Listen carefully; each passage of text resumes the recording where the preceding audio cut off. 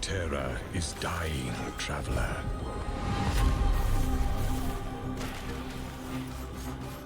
The void consumes our world and drags us deeper into madness. We're all out of time. I don't question your resolve.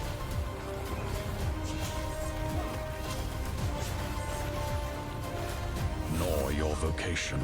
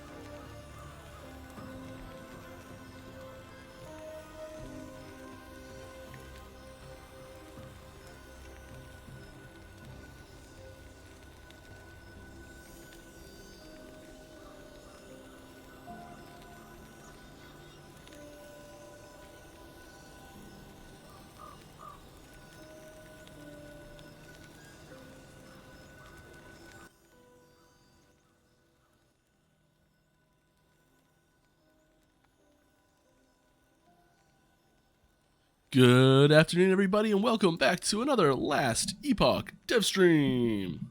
As usual, I'm your host, Mike. Hello, how's it going, everybody? How you doing? Pretty good, thanks. Yeah. Yeah, we're just hanging out, normal old Friday afternoon, and we're gonna play some Last Epoch and have some fun. If this is your first time here, welcome. Glad to have you with us. I'm gonna do exactly that. I'm gonna play some Last Epoch. I'm gonna answer some questions from you. If you have a question, please put it in chat. Please put at Last Epoch Game in the question so we can pick it out real easy. God Fit's back again. Thank you very much.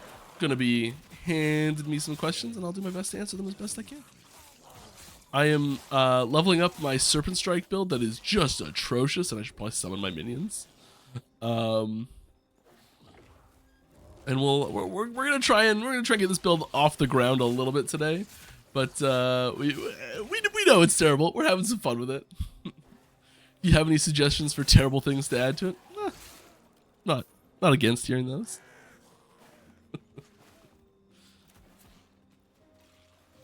So yeah, let's kick things off. Oh yeah, we got a new charity as well. I forgot, we stream for charity. Here's our new one, Child's Play. We're gonna do that for a little while. How fast can we expect the new cycle? The new cycle, we just today. Unaware. Oh yeah, I was gonna show the video. I know what I'm doing.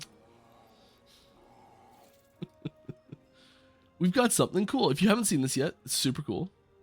If you have seen it, still pretty cool. What is it? Huh?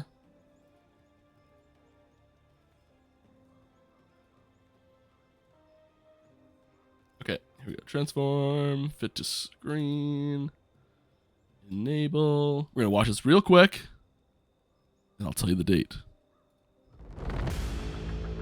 Do you realize what you've done, traveler? Audio. Do you know what you've Okay, wait. I'm gonna make sure to place the audio. Sorry.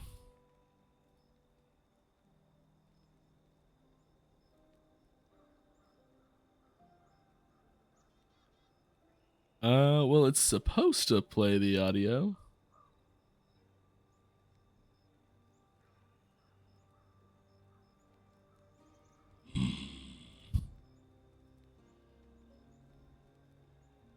It was playing the audio.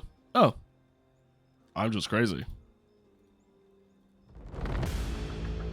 Do you realize what you've done, traveler? Do you know what you've unleashed?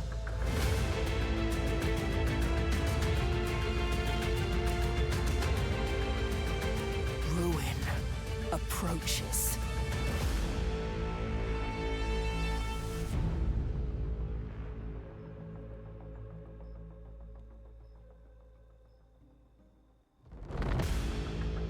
Do you realize what you've done, traveler?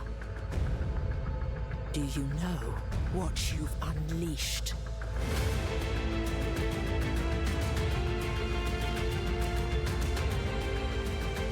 Ruin approaches. There we have it. July 9th will be the next cycle date start. Oh, let's go set to loop. There we go. All right. I also just learned where the audio shows up for that now, so that's good to know. All right. Whew. I couldn't hear the audio for it, but I could see it playing.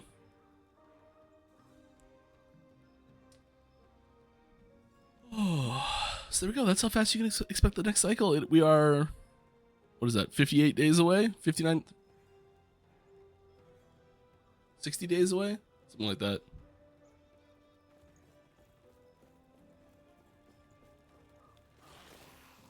It's getting there.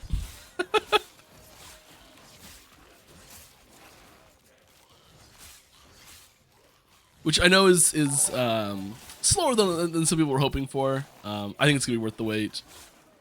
We've, like the discussions on like how much can we fit in, how much should we try and fit in versus like how long it's gonna be to the next patch, all that sort of stuff. Like it's a lot of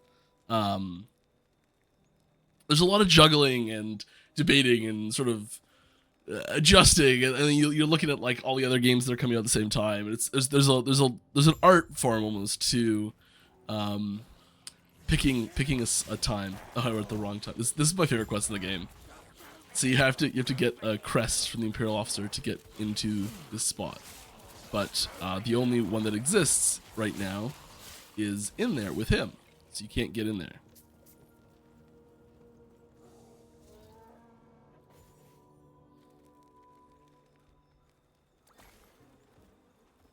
We'll come back.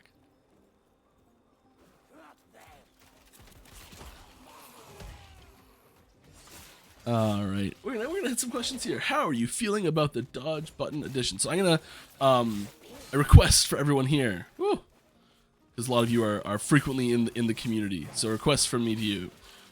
If you are talking about the evade mechanic we're adding, please use the term evade and not dodge roll, if possible, or both. But we really want to push the idea that this is it doesn't have iframes, and the term dodge roll, I think, sort of implies that it has iframes. So in order to make people not so if someone's just like comes into Reddit or comes into the forums and like checks it out and leaves, we want to make sure that it's that information is understood, and it is really easy to explain what it is at a core by using the term dodge roll, because it's a more common mechanic. It's 99% that, and we did put it on the roadmap in parentheses, and so it's a bit of a gray area. But let's try and get the term evade out there as the term we're using for it, and we just got to be different, don't we?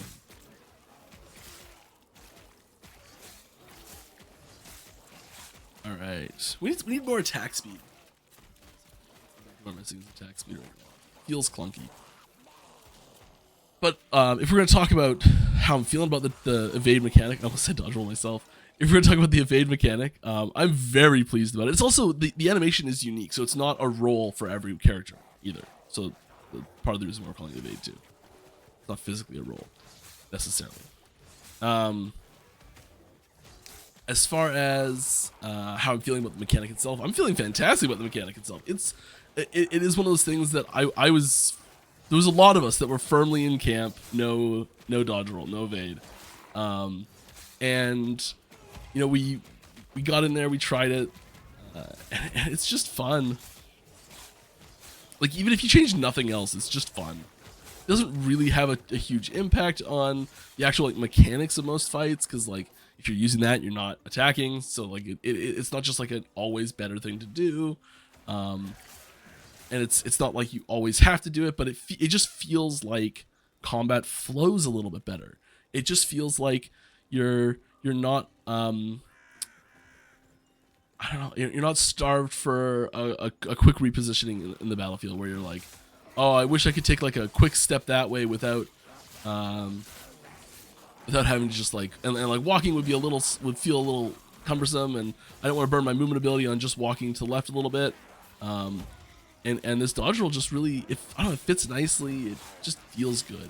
So, when I was writing that post, that was one thing I tried to emphasize at the start, was that the focus of this is flow and feel, just like how combat feels when you're using it is the main goal for this change.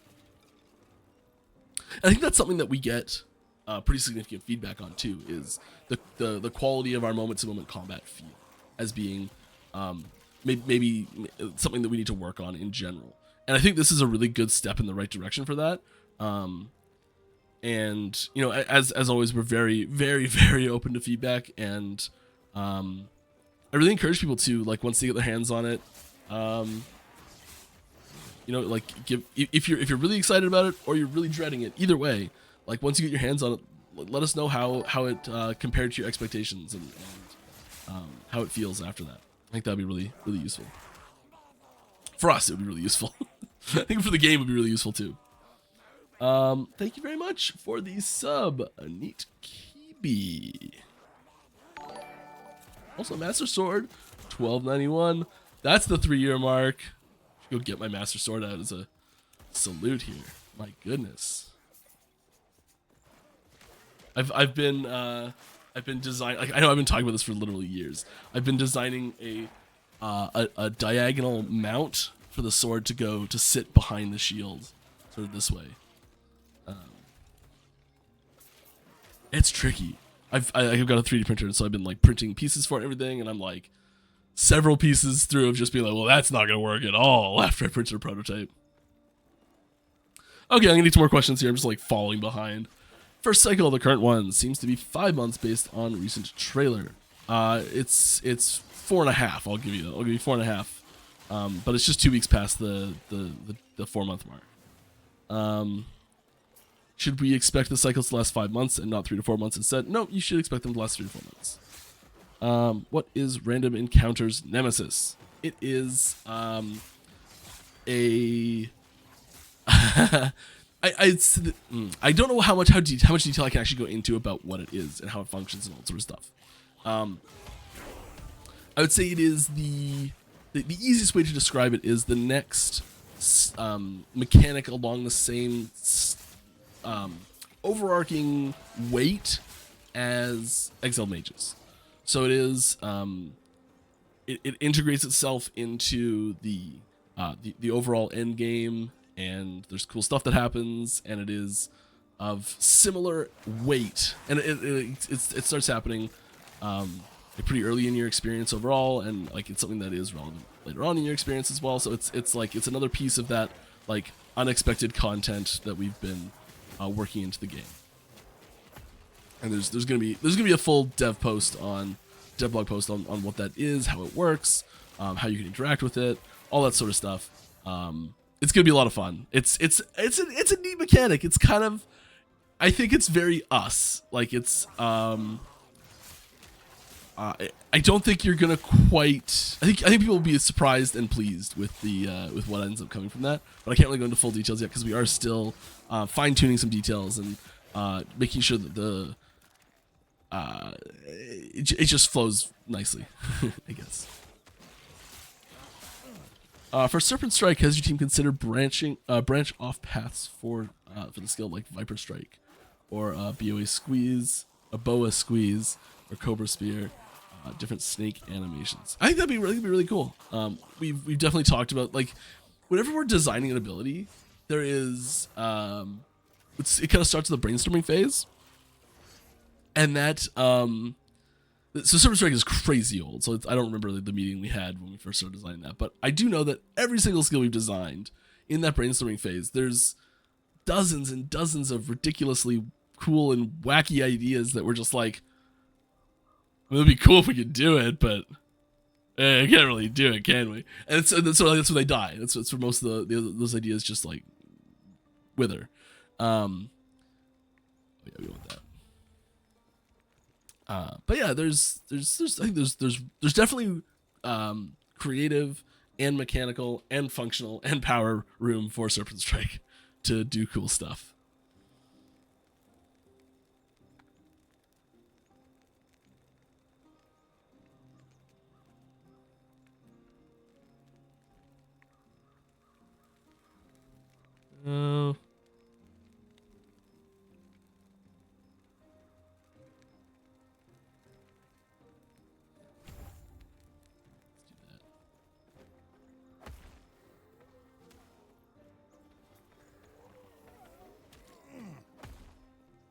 You there, Steve.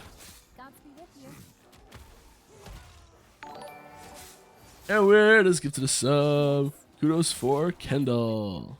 Congrats and thank you very much. Most generous.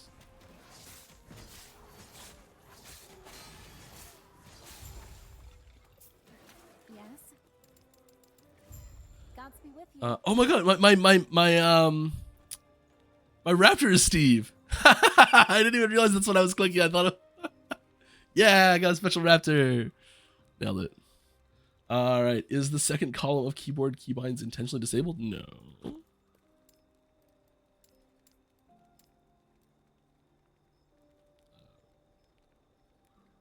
No. Let's so we can check.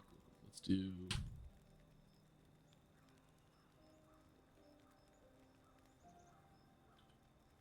Oh, weird. Yeah, that's a bug.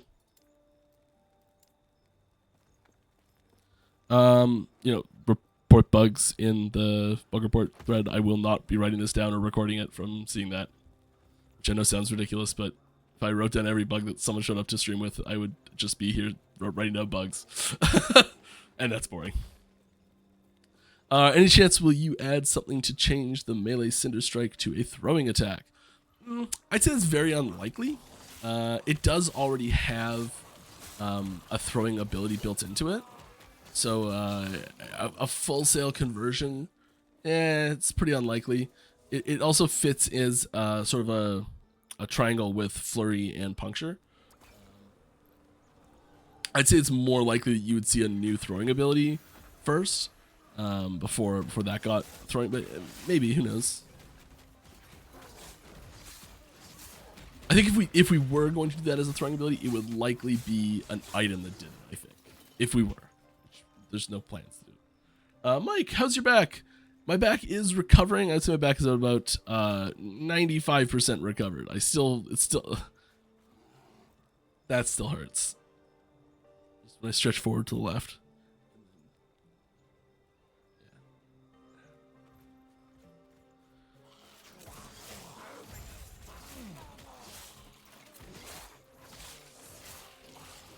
It is nice to have enough health insurance to be able to go get a massage when you need it, though. My goodness, does it help. But something with my ear. I can't hear out of this ear right now. Like, at all. I'm just like, I don't know what's going on.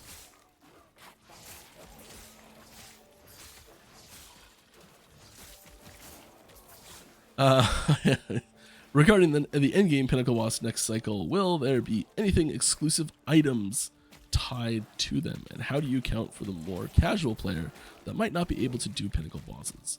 I hope there won't be too much fear of missing out involved. This is a this is a very tricky and delicate balance to achieve. I agree. I don't think so given the stats that we've looked at with our the players that we've got in the game, and the stats on like who's killing which boss and all that sort of stuff. If we, I think there might be a little bit of a misconception, or disagreement on like where the line on the term casual is. If we're gonna put a line on how far a character gets as like, well, anything that can't do this is casual, anything that can do this is like hardcore or like try hard, and then everyone who does this is like no lifing it. If we're gonna put like lines on the progression map, like casual is probably like the line of like casual to like a more of a try hard player is like, did you complete the campaign or not? Like, you know, if we're still gonna go for like extreme majority, like, did you complete a monolith map? Like, did you beat any timeline boss? You are still you're like you're way above 50%. I think. It's just I haven't seen those numbers exactly, but they're very. I do know that they're very lopsided in how far most people actually get into the end game. I think there's a bit of a misconception there on how far it actually is. But so people who are we're designing the Pinnacle content such that if you are like maybe I don't have a long time to play every day, but like I'm gonna invest emotional or intellectual energy in doing this, and like I'll be able to get there eventually type thing. It is designed as, you know, Pinnacle content. So like if you're not able to complete what's already there as extremely hard static content, you know, you're gonna have a really long road ahead of you for completing the Pinnacle boss, right? Like, because the Pinnacle boss is it's a step up from T4 Jewel Run. It is harder. You know, I think most people would be like, well, obviously, but a tiny percentage of players kill T4 Jewel Run, right? So it is tricky there. And so one of the things we're trying to do is have the entire content have different stages of achievements and accomplishments. So there are like the Nemesis encounters tie into all of this, and that is one sort of stage of the accomplishments. Is, you know, like there's different stuff there that I can't talk about specifically, but like doing those things is part of the stages of accomplishments of this new content that's coming out. So there's stuff to do, even if you're never going to hit, and there's relevant rewards for doing that content, even if you're never going to make it to the Pinnacle boss, let alone beat it. And like there's other bosses too, and there's other challenges too, and like there's other things that happen. So like the harbingers that you see in there, you know, all that stuff is it's a progressive system that is that there are different levels of achievements that happen, and there's and you can like opt into harder and harder stuff, and it's this idea of you know, players having room to challenge harder and harder content, and still feeling rewarded for completing what they can complete. But there is stuff that I think there already is stuff that the majority of players won't ever be able to finish, which I know sounds kinda bad maybe, but I don't see a way that we could possibly make the hardest boss in the game, the Pinnacle achievement boss in the game, not be too hard for some players. Like that's I think that's just a given of the situation. And it's sort of like, okay, how hard do we actually make it? And that's something that we are really trying to be careful about and fine tune. And I think it's something that we're going to get a lot of feedback on and adjust going forward too. It's not something that and I say this basically every time we introduce a new system. It's probably not something we're going to get perfect on the first try. And I hope we've shown that we are prepared to make changes if what we're doing isn't working. But I'm quite confident that the system is rock solid. We just kind of got to see how people feel about the difficulty, I think. And because there's different types of difficulty that comes in with systems like this. Like you're just like the big part of the end game content of this boss is how hard is this fight? How hard is this boss fight? Like there is a culmination point. That there's not a lot of time really in that. There's not a lot of stages. There's not like there are. It's a big fight and there's stages to the fight, but like there's not like like gameplay session spanning stages is what I'm trying to get at. So you're like when you go into that final boss, you're either finishing that final boss or you're not. You're not getting part way and then being like, okay, well I'll come back and finish the rest of it later, which is the type of stuff that happens when you are working through the other parts of that system. And I'm really just talking about like Pinnacle boss systems in general in RPGs right now. Nothing really specific to us.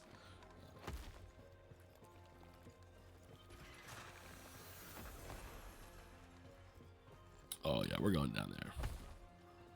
Get me into that lake. All right. I know I'm like rambling on these questions here, and I will get to actual questions people are asking here now. Sorry, long rant. Hi Mike, hello. Love the game, really hyped by the latest news. Me too. Speaking of it, roadmap especially, do you think those long lost may walk again on woven feet? Yes. That's the it's also the flavor text for the Advent to the Erase, the boots. The Weaver boots. Weaver's Will boots.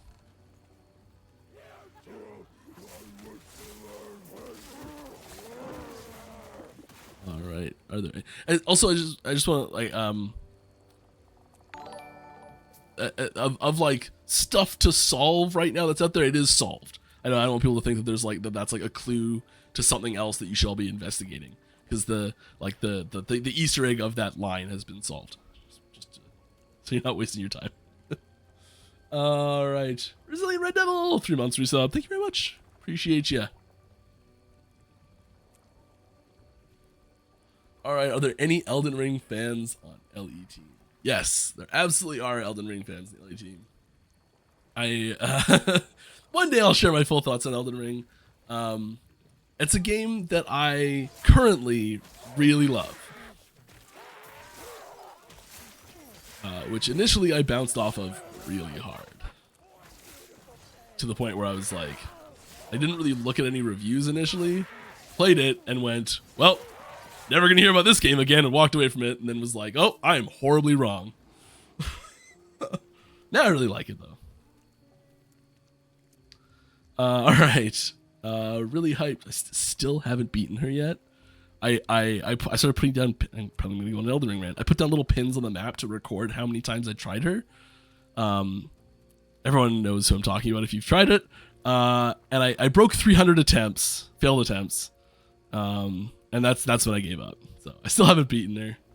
One day. Really hyped for the roadmap and every single thing mentioned there. Love Ellie so much. Any possibility for the transmog system to be added earlier than 1.4? I mean, like, there's always chances for movement on the roadmap. That was a huge part of that post, is us being like, you know, this is not set in stone. It's going to change. So maybe. I'd be pretty shocked if that one moved up. That's technically possible. Don't get your hopes up on that though. It's a pretty humongous system.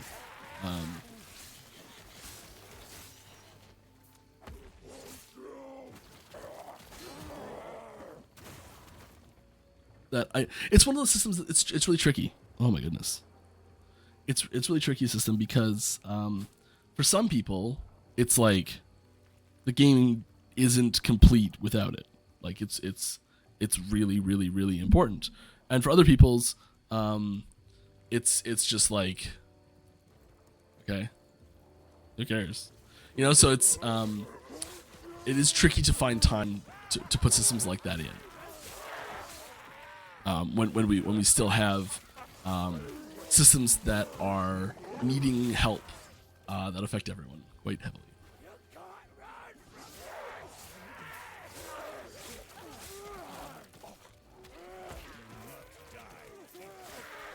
Okay. Will you guys be opening a merch shop? I'd love to be able to buy an official Ellie sweatshirt or t-shirt from you guys. Me too. Would be another great way to let us help fund the game we love. Yeah, we're working on it. I know there's some trial stuff that went out recently. I think there's some adjustments happening type thing. I don't know where the process of actually opening a proper merch shop is right now, but I really hope it's soon. I've like I every time I come back from a convention, I come back with like some shirts from the convention. 'Cause that's the only time I get to actually see anyone, that sort of stuff. And like, I've got a list of friends who are like waiting for me to go to another convention to bring back a shirt. Be like, I want a shirt this time. You got to bring me a shirt back this time. And I'm like, I kind of need a bunch of them for myself still though. So I can't just like take them. Yeah. And they're all my size as well. So I have a couple friends that are swimming in some shirts.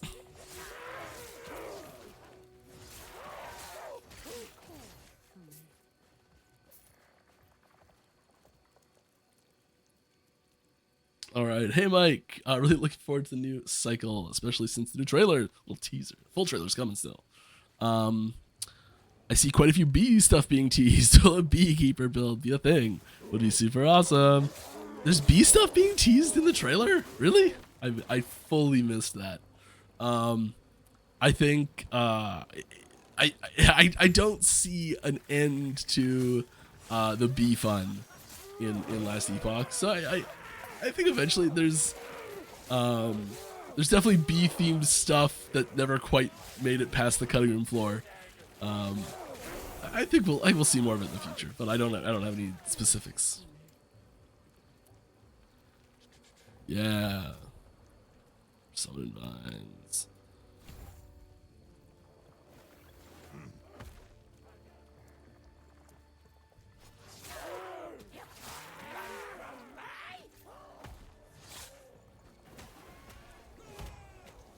Position him a little bit. Oops.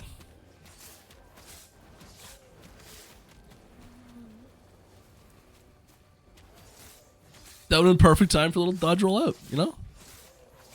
It's like the exact same thing, just like a tiny bit smoother. Or dodge roll back in. That's the other thing too, is I think melee gets a lot of really good feels moments when adding dodge roll in, because it's also a re-engagement tool.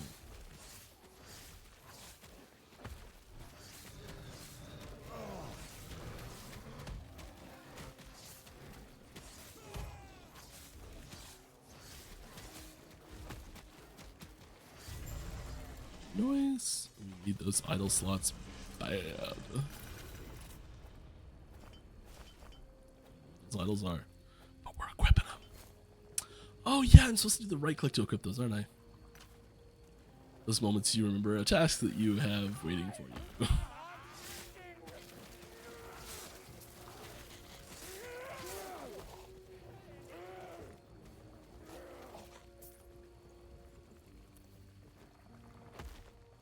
Okay, more questions.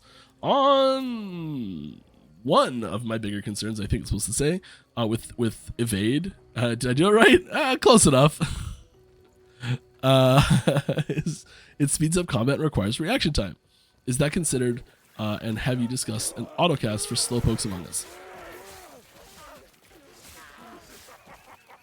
Autocast. I don't know how you'd autocast that.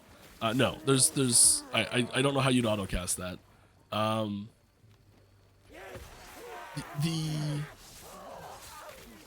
I think the speed that it moves at is like there's not really a gigantic shift in reaction time expectations here. I think that I understand the fear for that, and if it's too much for you, like, bring us the feedback and let us know. But I don't think it's going to be as... I think if you have the reaction time to play the game as it is now, you have the reaction time to play it with Dodgeball 2. Or Evade, sorry. Oh my goodness. So yeah, I don't think there's... I hear the fear, and I'd like to reassure you that it's I don't think you're going to have a problem with it. I don't know anything about you personally, and there are some people out there that it will be too fast for, I'm sure. I suspect that it's already too fast for almost all of those people.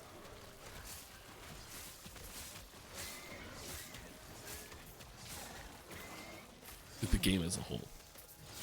Alright, is there going to be a cooldown to evade mechanic? Yeah, there's all of this very specific cooldown details are listed on the forum post, which I can just go right to right now. Yeah. Okay. Let's just go through. Let's just go through real quick. I'm just gonna snip this little thing right here. Boom. Let's just bring this in. Okay. Can we? Fine. So no iframes.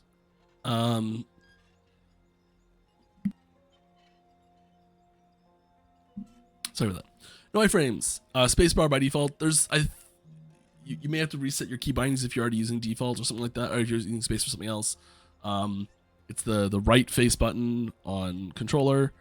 It sits on your action bar, so it doesn't, or it sits by your town portal, and menu buttons here near your mana, so it does not take up one of your action slots. The cooldown is 4 seconds. You have 2 charges. So you can use it back to back in rapid succession, but then you have to wait 4 seconds for the first charge to come back, and another 4 seconds for the second charge to come back. So you're using it twice every 8 seconds, roughly. And it does get increased cooldown recovery speed, so that time goes down as you level up. And it is affected by increased cooldown recovery speed stat. So if you have increased cooldown recovery speed, you can get it quite low. So we have the details on if you're level 100, and you have 0% cooldown recovery speed. Just the natural cooldown base will be 3 seconds. If you have 50% increased cooldown recovery speed on your items or stats or passives or whatever, and you're level 100, your cooldown on it will be 2 seconds. 100% CDR, 1.6 seconds. So it does the effect of increased cooldown recovery speed, has diminishing returns on everything. Which includes evade. So you are never going to get your cooldown of your evade down so low that you're just roll. But you can get it down to a point where it's basically always available to you, because you're not using it 100% of the time. Yep, it's independent cooldown from traversal skills, and as I said, they recharge sequentially, not simultaneously. There's no skill tree. This is an important one here, I think. It's a terrible little...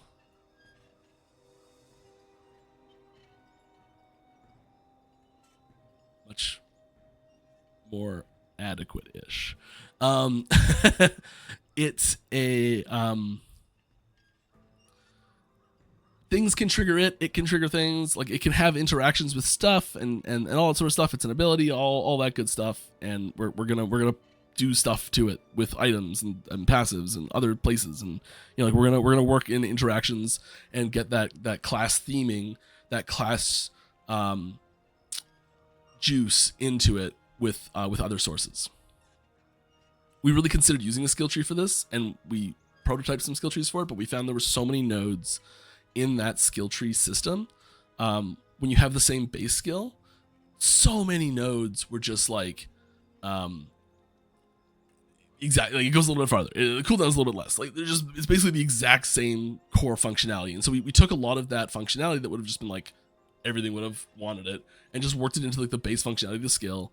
And then the more class specific interesting ones, we work into the supplementary ways you can affect your character, like through items and passives and all sorts of stuff. The only other important thing is the distance that the evade takes you that's static, that does not change, but the speed that you can evade with the duration that you are in the evade animation does go down with your movement speed, so that you're never actually going slow. Like we had an issue before we had this where if you had a ton of increased move speed, rolling actually was slower than just walking. So it does scale with your movement speed, so you can get quick rolls. And haste, temporary speed buffs like haste do apply. So there's the full details on, and some background information on evade. Hope that reassured you a little bit. Any plans to reduce some of the one-shot mechanics or the spiky damage from some mob bosses, or are we expected to even more with the introduction of evade mechanic? I don't think that the rate that you'll see mechanics like that changes too much with the addition of evade.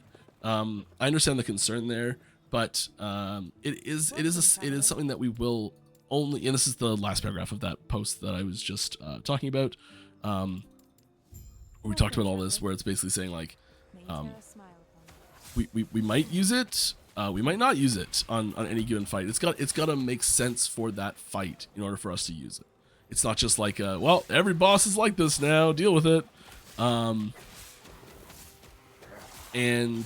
I think that some of there are, I think the actual like I use the term, like true one-shot mechanics in boss fights, it's actually pretty few and far between. Like most of them, if you want to build your character in such a way that you can tank those effects, most of them can be tanked. Like there's some like mechanically intentional, like this is a one-shot unless you use it, like T4 Jura, that's a one-shot unless you use the ability we gave you. Now the reaction time and lead up to that one is like what, 4 seconds? Like that was so huge, right? So that can't count for any sort of like too fast one-shot mechanics got to avoid. Like the lead up is so long. The lightless armor one is reliable, so if you just learn the fight you can avoid it. Lagan is reliable, so you're still in the fight you can avoid it. Like these aren't things that you need high reaction times to. This is just like experience, and like it does require some reaction time, all that sort of stuff. But I don't know. It's I don't think there's a lot of naturally like this is a one-shot mechanic that actually exists in the boss fights. I think that once you get into there are some here and there, and most of the time I think what it happens is it's just like your character might not be tanky enough type thing. Like this isn't designed as a one-shot mechanic, but your character is just a glass cannon. I think that happens a fair bit. I think there's also situations where and that's not bad either. I don't want to say it's bad. That's just like if your character is going to be focused on offense, like you've got to be prepared to not get hit, which is really tough sometimes. And I think that the what was I going to say? I can't remember what I was going to say. I think a lot of abilities that are not designed as one-shot mechanics, they're not expected for you to be able to necessarily dodge them every single time. once corruption gets pushed with some of these builds that can push corruption so unbelievably ridiculously high, there's abilities that started out as supposed to be like, this is going to hit you hard, but it's not going to probably ever kill you. Abilities that turn into this thing's going to kill you pretty well no matter what, because the corruption is just so much higher than we ever expected people to get to. Some of the balance kind of goes a little haywire when these multipliers get a little crazy high, which is something we're looking at. But I think that last one is probably, I would say, a significant source for extremely skilled players of when these things are happening. So if you fall into that extremely skilled player and extremely high farming player category, you're probably experiencing that last one. Which, once we get the balance under control a better, won't happen as much. All right. So has Kane managed to successfully argue for more bees in 1.1? Has he used his internal bee budget until 1.3 and beyond? I don't know. I'm sorry. There's no major bee mechanics coming in 1.1. I can say, unless I missed something.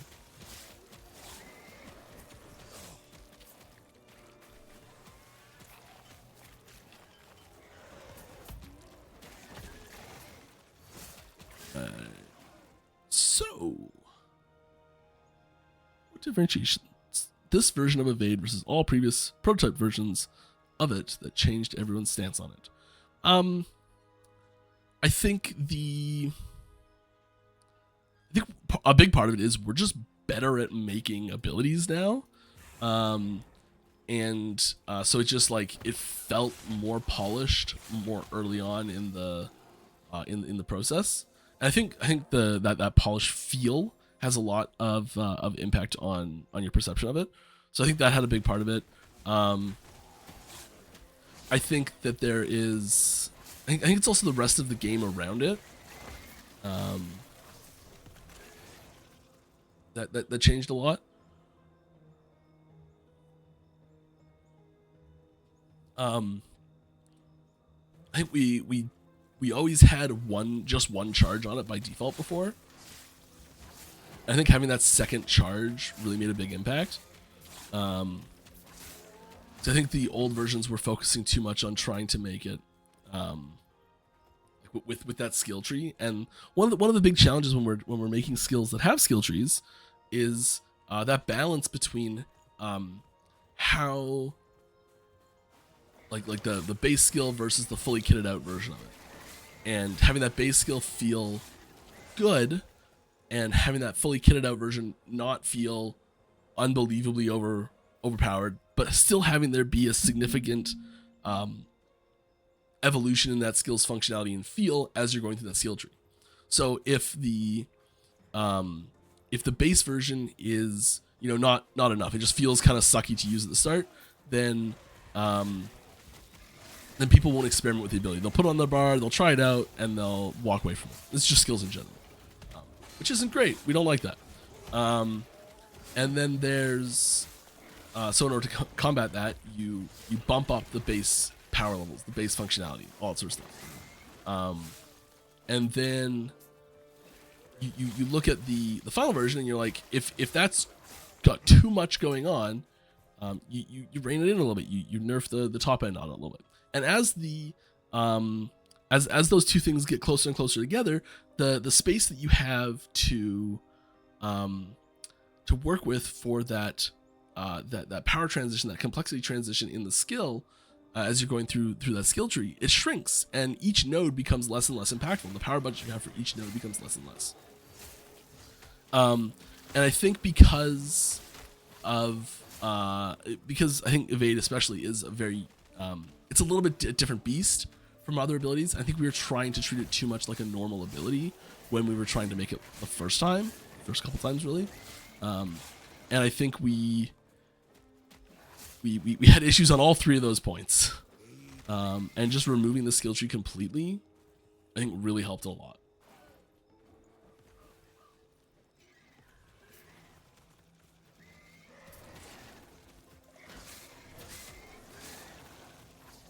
All right, how does an endgame boss differ from a Pinnacle boss?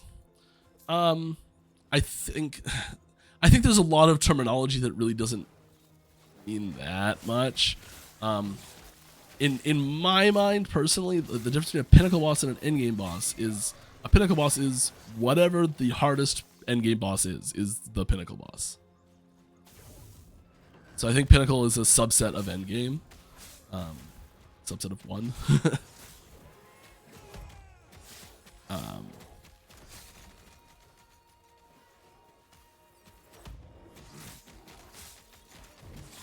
I think just to note, like on evade, like right there when the exiled mage is using that attack that's going around, you know, like you can evade through it, and it doesn't actually stop you from taking damage, but because you spend less time in the damage, because it's a dot, you take less damage overall.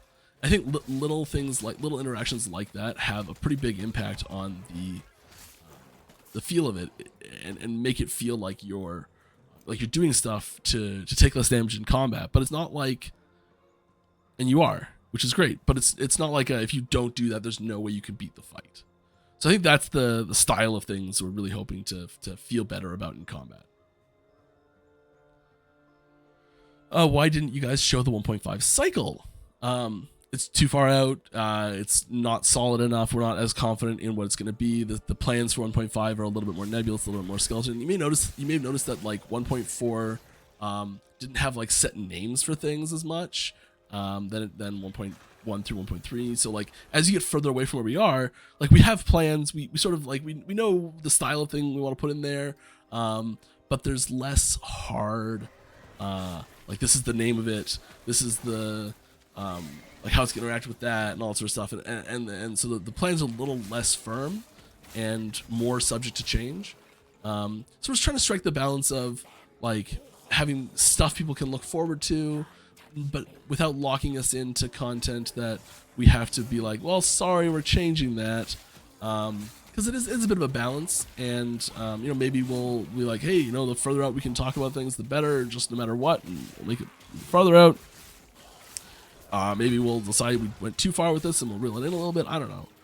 I think we're at a really nice sweet spot, and I'm really pleased with how the roadmap is going right now, and I really just want to like. This style of roadmap I'm a big fan of. It's also that bar at the top that I don't want to sleep on of the roadmap. There was a bunch of stuff at the top of that saying like, you know, continuous updates coming for regular patches, community feedback and collaboration, balance improvements, dungeon improvements, and bug fixes. And I don't want to sleep on those as being a really important part of just like everything that's coming, because I think it shows that we're you know, we're working on all sorts of stuff, and that it's a lot more than just what the roadmap shows too. Because there's also the unveiling moment, the surprise moment of like, oh, this is what's happening. That's what that means. Like that anticipation and speculation to reveal and excitement transition, I think, is really valuable for building interest in the game, and for you know, being able to get like conversations started, and having those conversations start all together, and having, you know, hey, a beer. Having if you tell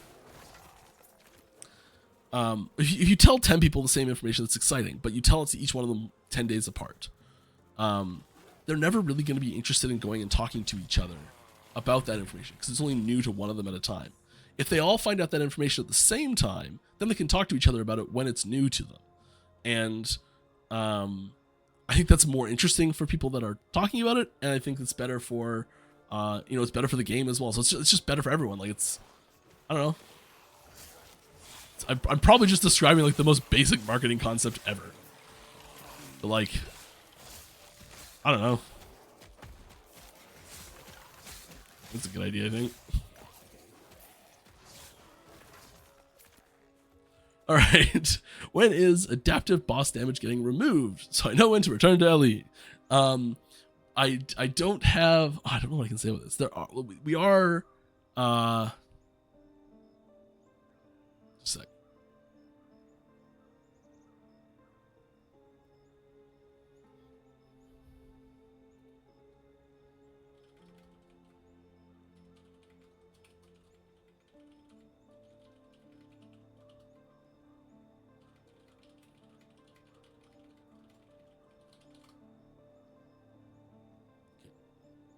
I may come back to that question.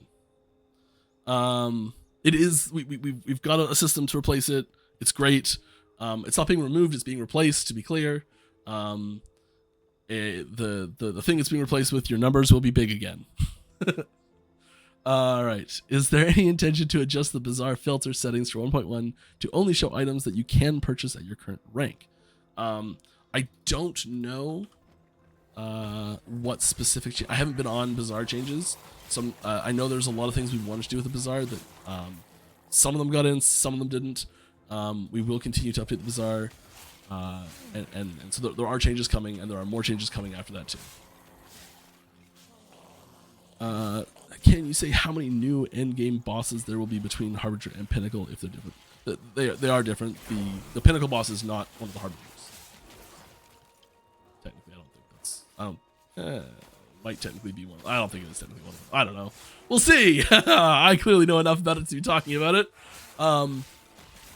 They are a different thing though. The Harbingers and the Pinnacle boss are a different thing. I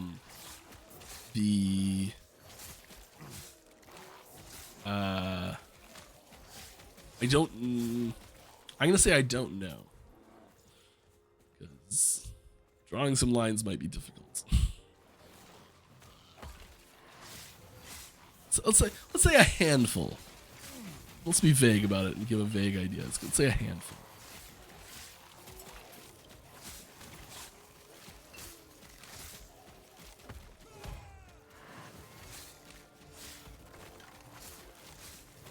More questions. With Cycle 2 date now public, what can you say is the biggest thing your team learned from Cycle 1 that positively affects your approach to future cycles?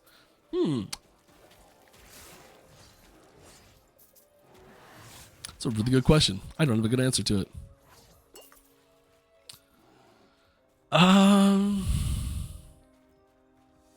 Get working on the content early. Get working on the content early. Hey, you, over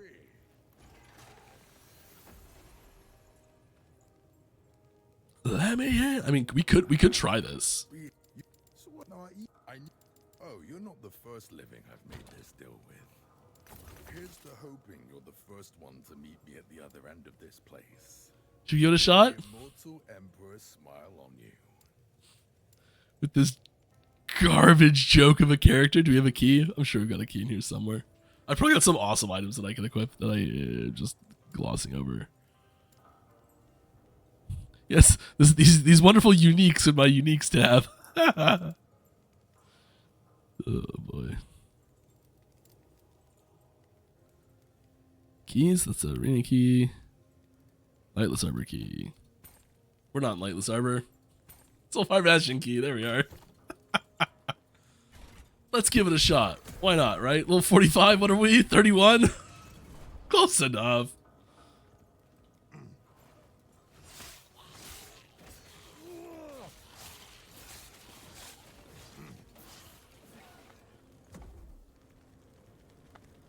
Fire shield, fire shield, fire shield, fire shield.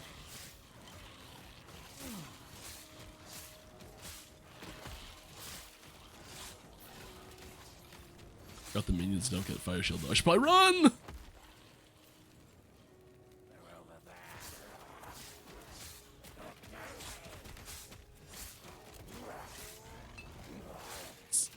There's no way. Okay, I'm just gonna answer some questions and die. We're gonna go so slow through this and try and do it. It's not happening. We're gonna try though. We're gonna try. Will the Pinnacle boss have new loot that drops from it? Yes. Do I know anything about it? No. What are primordial uniques? Can any of the existing uniques be primordial, or is it something different? It is to be determined. Well, not to be determined. It is to be revealed. There's a better term. I have no information. I can't talk about anything, any details about the stuff in the 1.2, 1.3, 1.4 branches and stuff there. Very little about 1.12. I'll do my best. Feel free to ask questions, but yeah, they're gonna be sweet. It's gonna be real interesting. It's gonna be super cool. I don't know how else to describe it.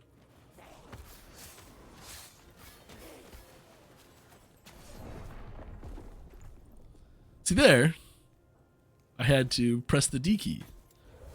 And I probably only had like, I don't know, less than a second to do it. So there's already pretty fast-paced things that are in the game.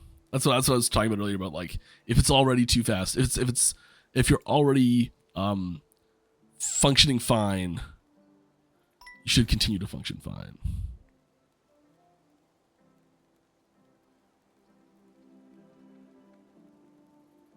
Okay, going back to boss DR, I just got confirmation. That was that little ding you heard. I'm going to turn off my notification sounds.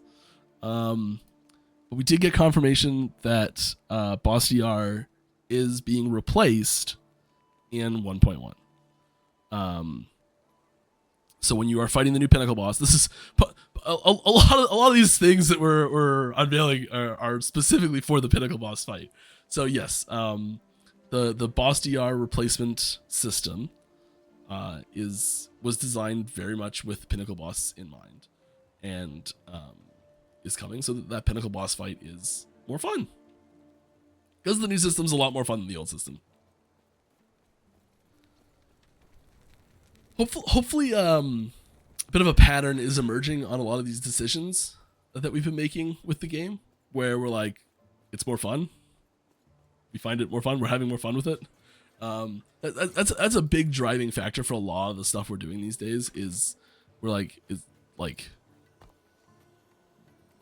it fun?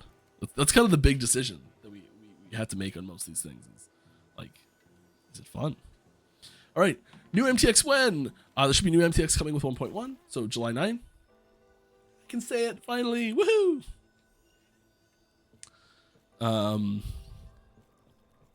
And yeah, it would have been nice if it was at least 2 weeks earlier. I think it's gonna be. There's a few things that I was quite concerned that we weren't gonna get in time. Without a little bit of a push, but yeah. All right. Sorry if you've already answered this. That's okay. I'll answer it again. But with some builds being bugged, yes. How do you guys plan to combat some builds? Well, combat some builds being able to one-shot Pinnacle bosses. Will there be hotfixes that are quickly pumped out for bugged builds if that is an issue? Yeah. So if there's really like power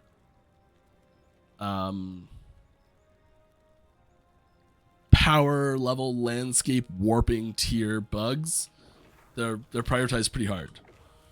And yeah, we fix bugs. All right, so is there a planned Pinnacle race for 1.1? I think that I don't think we have a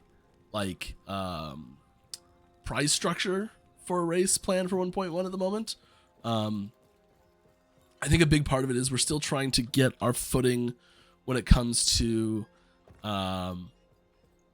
specific mechanics, specific the wrong way to put it, specific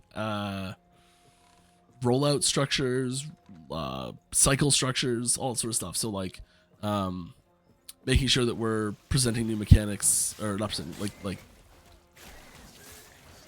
the fumbling over this hard. The process by which we roll out a new cycle and the things that go with that, the timings, the who gets access to what, when, all that sort of stuff, because that's still in flux, we're really not super interested in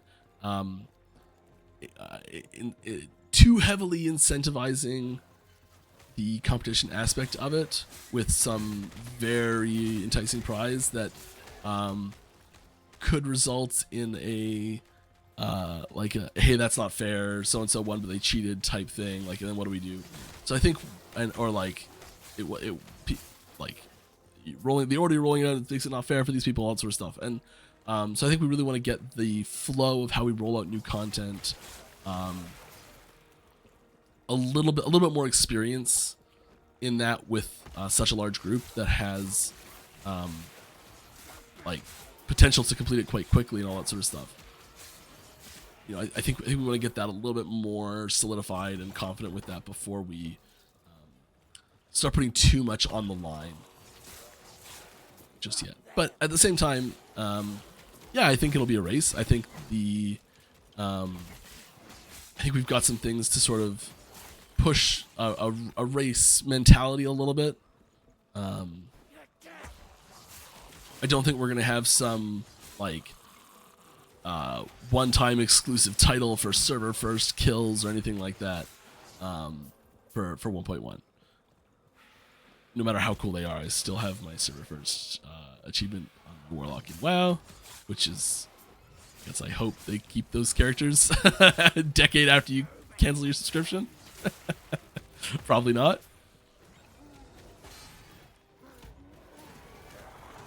But just that memory is still awesome. There's a YouTube video of it. It doesn't matter. All right. I'm a little bit late today. That's all right. Welcome aboard. I can't see your username right now in the format this is in, so welcome, whoever you are. You're wonderful. So I just want to ask if alts get a catch-up mechanic for quicker leveling to 100. Alts already have a pretty huge advantage for catching up to level 100. I don't think we're planning any major updates to that. Can we remap that button on to a side mouse button, evade roll? Evade can be remapped to a mouse button from the keyboard button. Yes.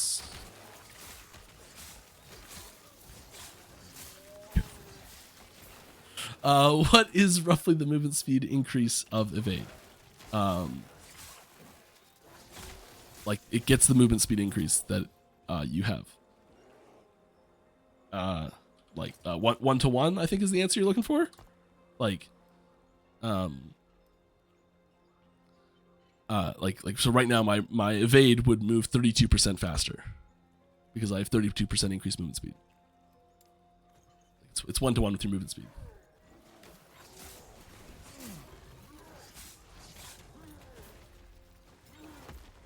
I think that's what you're asking. If not, please re-ask it. I think that's what you're looking for.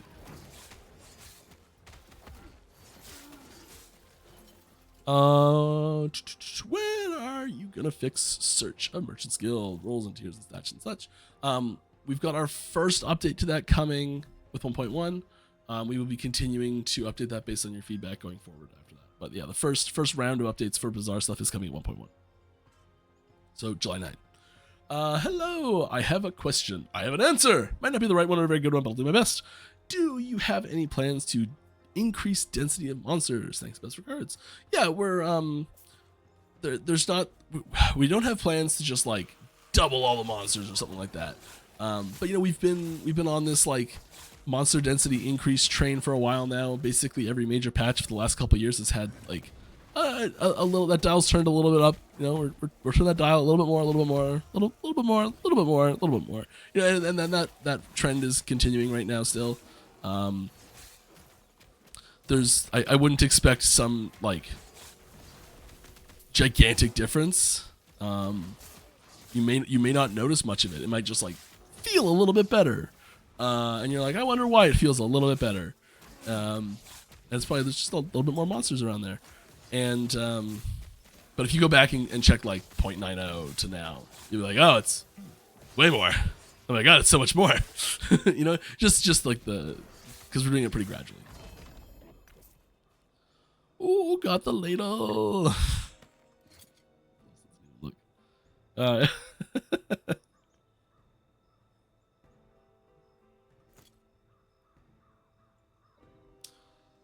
right, without mentioning the names, will there be any new mods on items? Yes. How is ranged versus melee bounce looking for the Pinnacle boss? Good. Very good. That is something that we did take into consideration. This is something that I've talked about before a little bit. Really early on in the Pinnacle boss design, there was actually a moment where I was looking at the ability list, and I'm like, so if I'm standing in melee range, he only attacks me every 2 seconds? At all? Like, he'll just sit there for, yeah. And so we realized that we restricted the range on abilities so hard that if you were like right beside the Pinnacle boss, he just like wouldn't attack you. So yeah, it is definitely and that's not the case anymore at all. And that was a month ago at least, you know, probably 2 months ago really.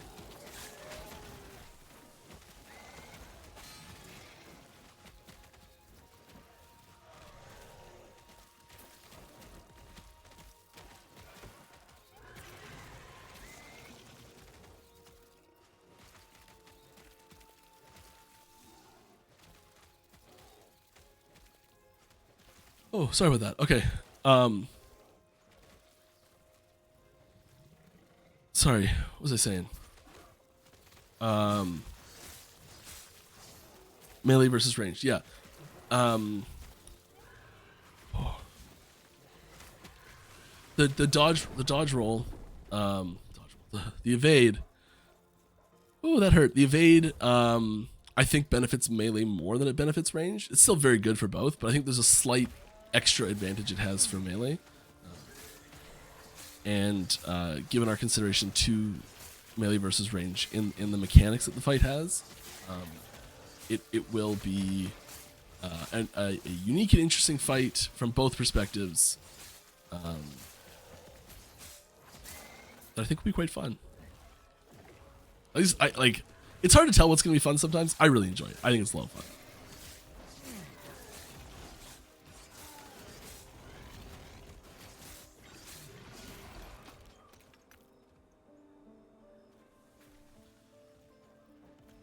Yeah, I'm okay. Do you have barely a year when 1.4 and the skills is going to come out? Do you have barely a year?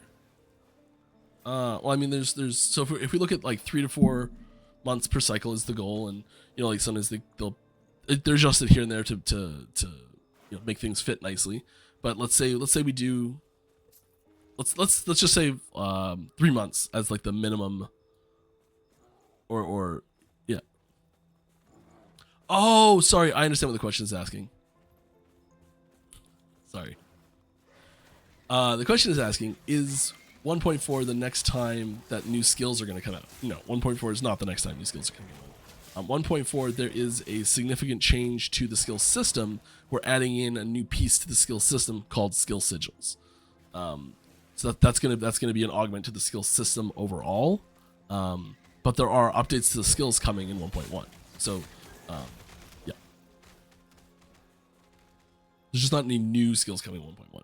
And there will be new skills coming in other, like 1.2, 1.3, 1.4. New skills are back on the table for those. Yeah. We actually were just talking about that yesterday. The priorities of which new skills. Will there be more increased mana cost items in the next cycle? That's an interesting question. I don't know. I would doubt it. It's usually not a fan favorite affix, but possibly. Are you going to do something with set items next cycle, or are those primordial uniques? Neither. I was impressed that you made a radical departure from your stance on roadmaps. Can you add color to the reason behind the philosophy change? I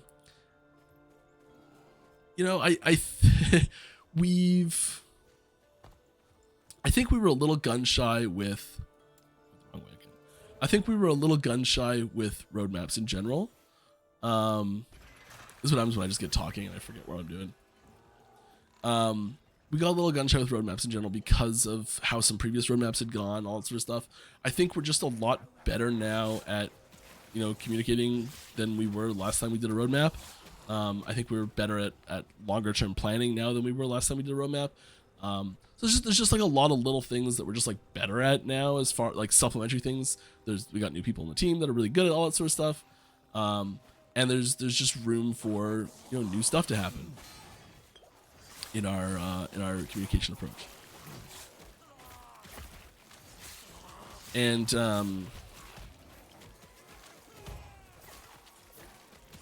I think a lot of the risks associated with roadmaps we managed to mitigate or find ways to get around, all that sort of stuff. And it's just we've now got room to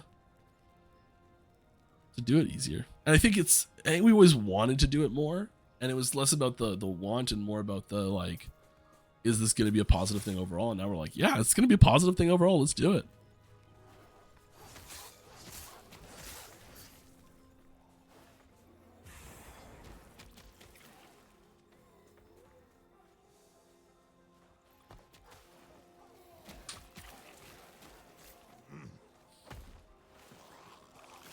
Did this get fixed?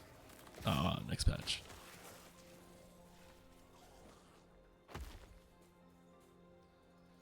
All right. I know you've talked about future factions being added before, but I'm wondering, what can you say about the future factions? Like, when and what they may be. I'm also curious if you guys do a crafting guild, for example. Would the XP be gained by breaking down armor or crafting, or would the XP still be gained through killing monsters? So the faction system as a whole, like how factions work overall, it's like, yeah, there's a progress or a reputation progress that unlocks different ranks that do different things as you go. There's this favor that you generate by playing the game, or by some other method possibly too. But there's this favor that you generate, and you spend favor on things in the faction, which grants you reputation in the faction, which grants you more stuff you get in the faction. That really broad definition, that's a faction for us. That's as far as it goes. Every other thing is specific to whatever faction it is. So we are looking to add in new categories of factions, and you'll see those quite soon. Where you'll see like another category here that's like some other faction that sits here on its own that doesn't have another faction to go up against type thing, and it's really just a way of using this structure to clearly lay out progress in that system. That's really all it is. And by theming them as factions, we can have competing factions that become mutually exclusive. So sometimes we want to have mutually exclusive factions, and other times we don't. Can I give you any more information about what that specific next faction is going to be and how it's going to work and what it's going to do and all that sort of stuff? Absolutely not. I'm sorry. I'd love to, but you'll be getting information on that. Not too distant future, I think. Do social posts, that sort of stuff.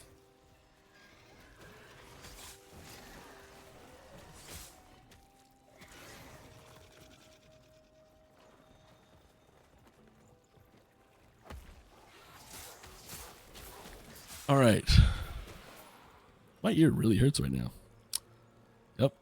On evade speed, the question was about its base speed versus normal walking. Sorry. You mentioned that at some point walking with increased movement speed was faster, so trying to know if it's more Fury Leap speed or teleport speed. You can actually see an image of it in action with not much movement speed on there. I actually don't know how much movement speed it has, but I think it's pretty low.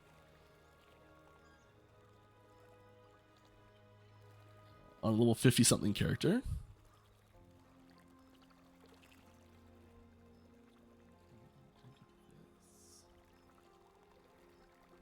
Oh no.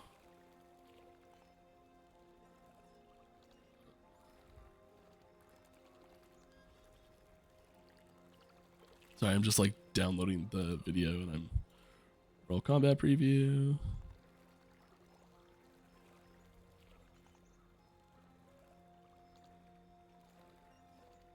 Well, that's completely wrong.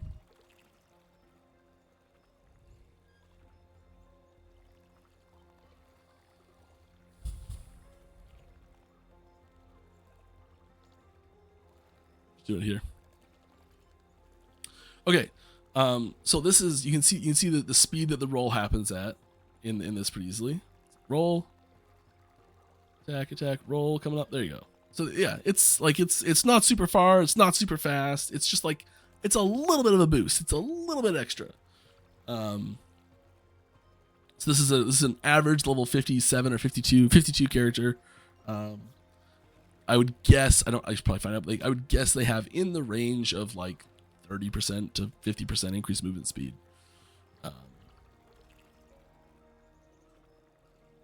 Yeah, that's it.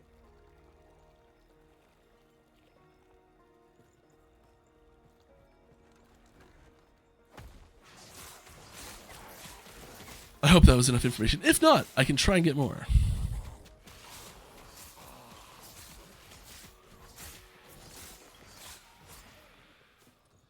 Is the Pinnacle boss fight more mechanics based, or is there a point where gear and build, of course, will carry you through?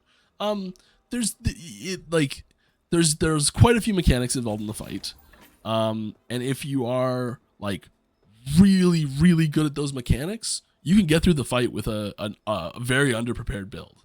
Like if you can push your skills in the matter to to the extreme, like you can get away with a pretty poor build and still come out on top. It'll take quite a while because there's a big health pool and all that sort of stuff. But yeah, like there's quite a few mechanics there. If you're less confident in those mechanics, did I just like not come back and talk to this person? Oh my goodness. I'm rolling my eyes at myself because I'm sometimes. Oh, we should do Scorpion instead of Bear. Bear's super cool, but you know what? Scorpion fits the aesthetic way better.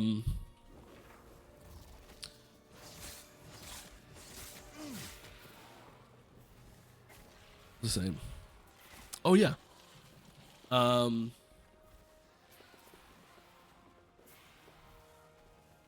was I saying? Oh yeah, the Pinnacle boss fight. How much does it hurt? All that sort of stuff.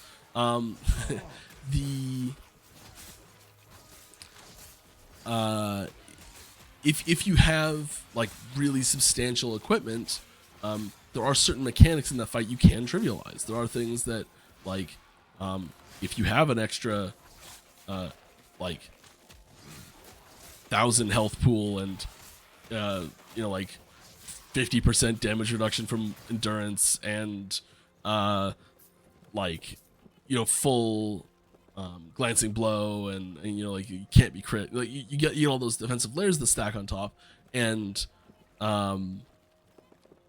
are certain parts of that fight that you'll like, you won't take damage from anymore, or you'll take little enough damage that your sustain can get you back from, and you know, stuff like that, and you'll have more time to attack, and so you can beat the fight faster and all sorts of stuff. So yeah, like you can through gear make the fight way easier.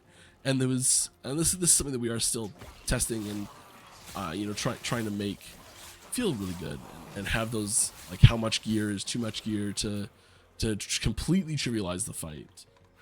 It was one of the builds, one of the test versions of the fight that we played about 2 weeks ago, I think.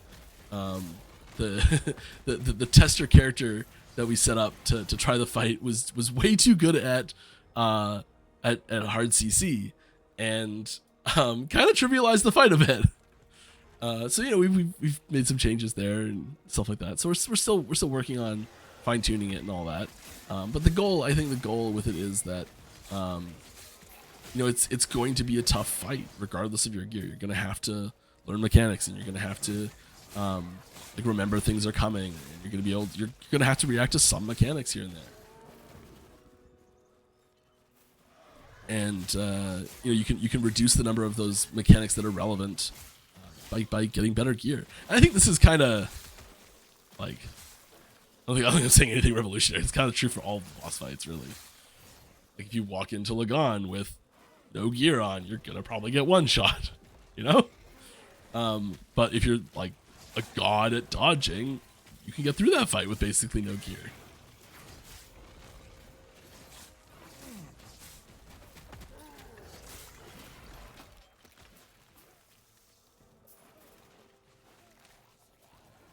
Alright, so with minimum 3 month cycles, 1.4 is coming summer 2025. If you've done the math, sure.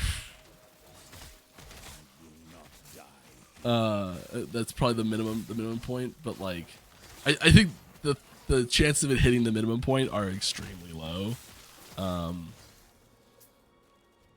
Stuff would have to be falling into place like crazy, especially if we are like, say we're scheduled for that, like say we're on pace for a 3 month cycle.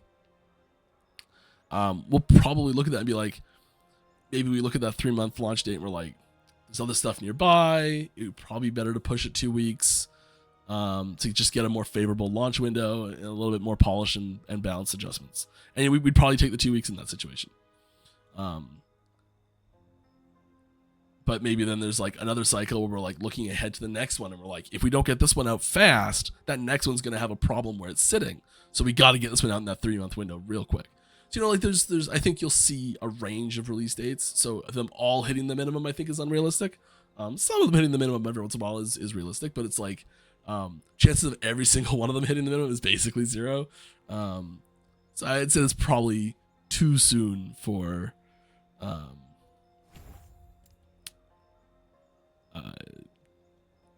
the thing you said. Sorry. 1.4 patch. Nailed it.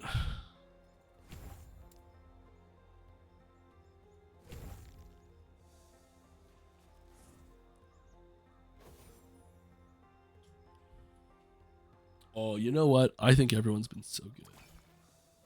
We are going to do a little something.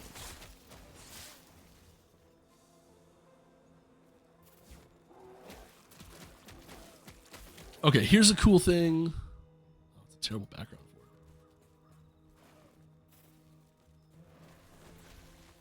Kind of hard to see because it's kind of wispy.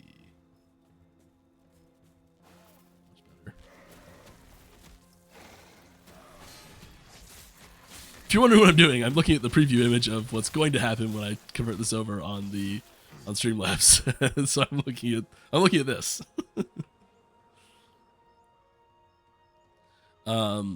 So this is a thing that's coming at some point. I almost said what it was.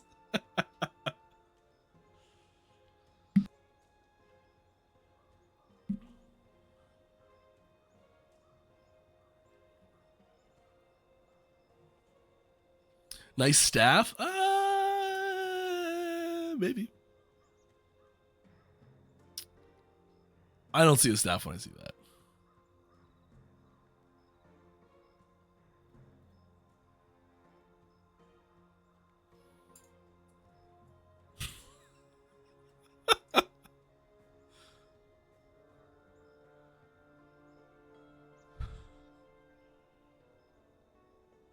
Some of the things that get auto-blocked are funny. Just stick it in the corner there.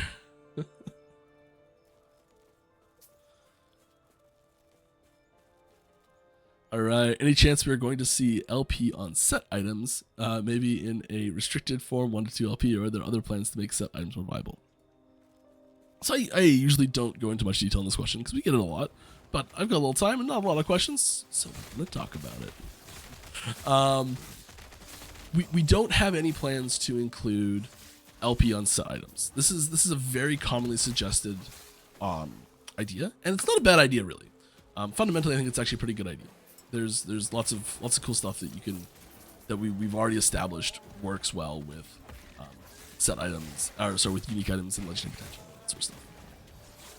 However, the average space the tooltip takes on a unique item, especially a low tier unique item, like a low tier unique item, one that has a higher chance of having higher legendary potential, usually has very few affixes on it and very little text on it compared to a set item. I got lucky and here's the perfect example to prove the point here. This one only has 3 affixes, 1 implicit. That's it. There's so much room on this item to slap 4 extra stats on it. So much room. Even like a little bit bigger uniques, like you start getting into it's only 3. Yeah, this one's got a ton. This one you can actually get quite a few on it. This is probably like the extreme case for uniques, but there's still tons of room for 4 affixes to go there, right? Without LP, without adding more affixes to it, there are already set items that are so tall, the tooltips were so tall, that we actually had to build a system to shrink tooltips to fit on the screen, because they're just so big. So there's just not enough physical UI space on the item in the first place to start adding. So yeah, there's stuff you can do to get around that. There's stuff you can do to fix that, to redesign how tooltips sit, start scrolling tooltips, you start condensing stuff. But it's kind of a lot to just shoehorn this mechanic into a system that it was never designed for. And we really want to have, I guess, better, a more thematically appropriate system for set items that feels more like sets and tailoring that system to set items specifically. And so we have a plan to integrate set items better into the end game gearing puzzle as a whole. These will start to activate way faster and farther away. Like get them. That's right. Can't wait. Anyways, what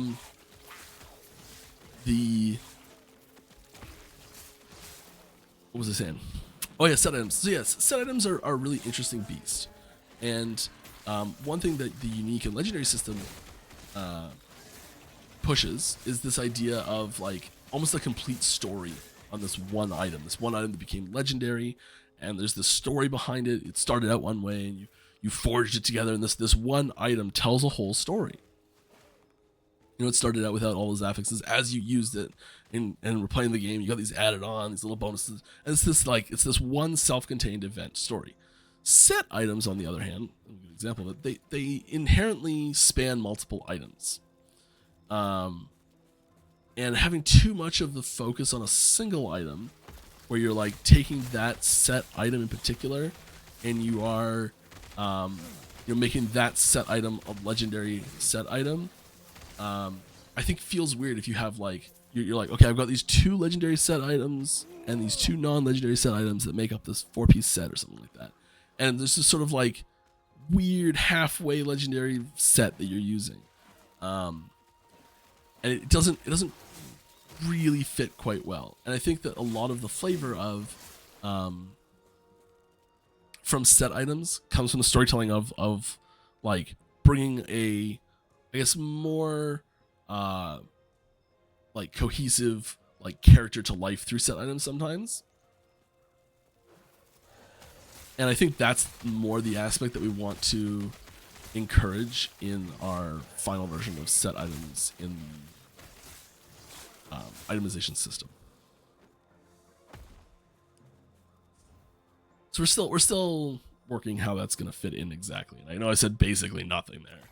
Sorry, no details yet. But yeah, we're working on that set item system eventually. It's not 1.1. It's a pretty big system. Yeah. Hey Ellie, hi. How you doing? I was wondering about the time frame for a console release. I know porting basically means making a new game in some cases, sometimes not being worth the time, effort, resources. So are there any plans? Or yeah, there's plans for I'm running into a corner because I wasn't looking at the screen. We do have plans to expand into console spaces. We get every day I see players on some social platform being like, PlayStation when, Xbox when, come on. And it's something that we've intended to do from square one. This was always the plan, was to bring it to consoles eventually, and that's one of not the reason, but one of the reasons why we do have controller support already. It's going to make going to console way easier. We're still evaluating which consoles we want to go to, what order we want to go to them, what time frame we want to do that in, all that sort of stuff. Still evaluating it. We don't like we're a pretty young studio overall. We don't have pre-existing relationships with Sony and Microsoft for console development, that sort of stuff. So like we still need to open up that those lines of communication, start talking, like all that sort of stuff. It's a bit of a process. We have a few people on our team now that have like launched console games with these companies, and they're like, if we're ever gonna do this, we need to start this process now because it takes a long time. So you know we're starting to evaluate like when we're gonna do this, how we're gonna approach it, all that sort of stuff. So the console expansion process is, I would say, extremely early beginnings ish. But yeah, it's not like we've got dev kits or anything like that yet.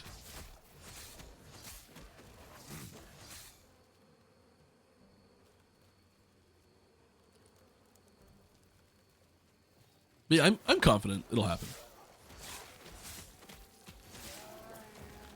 one of the things we want to do first is we want to upgrade the engine first, and that's in process. All right. Will there be seasonal content, as in league mechanics? Sorry if you've already answered this. Just yeah, no problem. It's kind of a hard question to answer without just kind of describing everything that's going to happen, and with the knowledge that things are probably going to change. So yeah, we have currently we don't have, like, if the question, I guess the question is, like, are there going to be any borrowed power mechanics where it's like, okay, like the cycle's starting, and as long as you're playing on cycle, you get this you get this the spirit of the first traveler that follows you around, and every 10th enemy you see, he just slays for you, no problem. You know, like, but it only works in the cycle. That's a borrowed power mechanic, because it is something that increases the power of your character, but only works on the latest, like the temporary cycle characters, or the league mechanics, seasonal mechanics, stuff like that. So Legacy wouldn't get that power. We don't. We're not currently planning effects like that right now. It is not off the table. It's something that we can do. You know, like, maybe we get a bunch of, like, this is sort of thing that we're looking. We really pay close attention to the feedback we get on this topic, because it's a very important topic and it's very feedback heavy, which is fantastic. And we are constantly looking to this topic for details on what you all want to see. So, you know, if you've got an opinion on this, go make a forum post, go make a Reddit post, like, get the discussion rolling on what you want to see. Do you want to see things that integrate back into standard or legacy afterwards? Yeah, I went the wrong way. Do you want to see things that are just always on? This is the wrong way, isn't it? Yeah, it's completely the wrong way.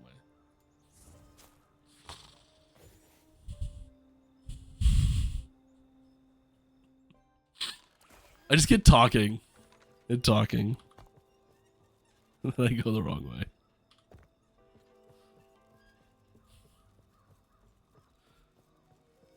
Oh boy.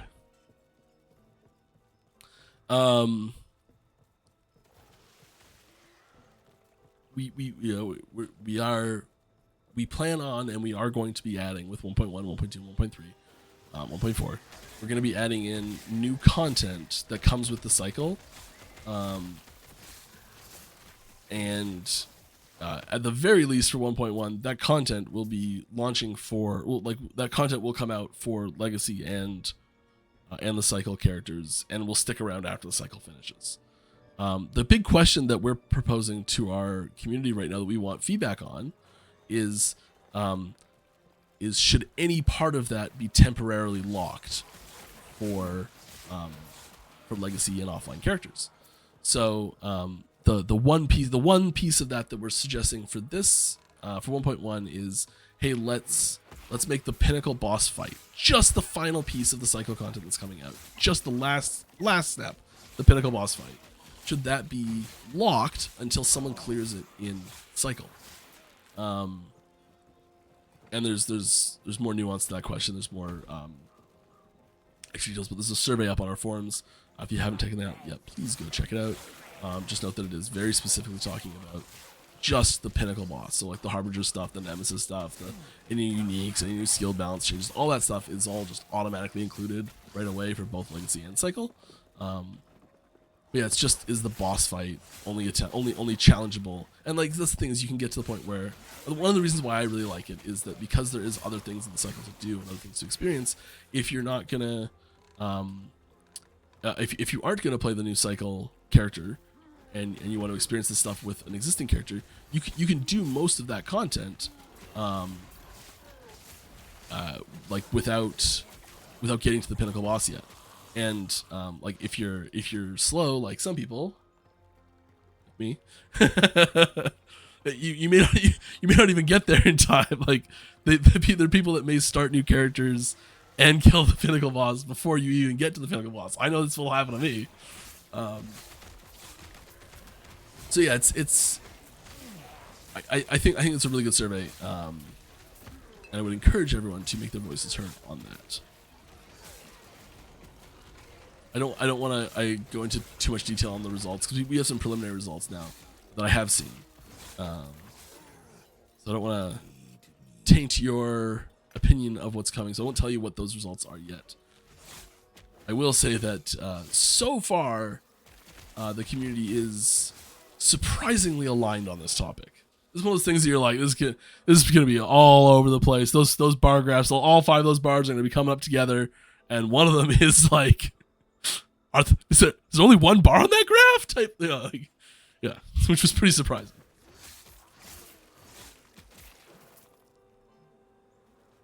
But yeah, I hope we'll release that data. We've released it in the past. I don't see why we wouldn't. The only time that I hate releasing data is when the data is like really confusing and really misleading. And I think that happens when there's when you see those graphs, they're like evenly distributed, and it's like, what does that mean? Like it's hard to draw conclusions from that, and it is for sure. But I think we'll be in a good position with the data being easy to understand, unless that was just like the first day 1 results and the day 10 results are unbelievably different, which they might be. You never know.